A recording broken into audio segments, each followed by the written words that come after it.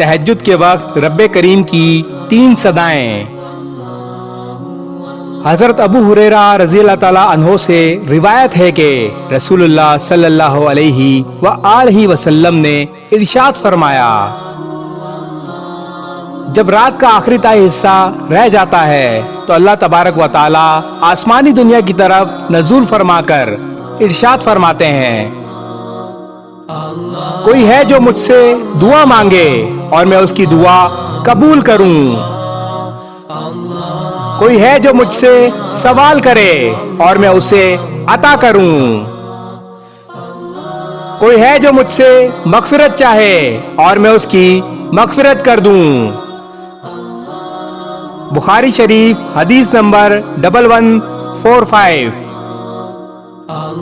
اللہ تبارک و تعالی ہمیں تہجد پڑھنے کی توفیق عطا فرمائے، آمین۔ اس ویڈیو کو شیئر ضرور کریں، ہو سکتا ہے آپ کے ایک شیئر سے یہ بات کسی کے دل میں اتر جائے۔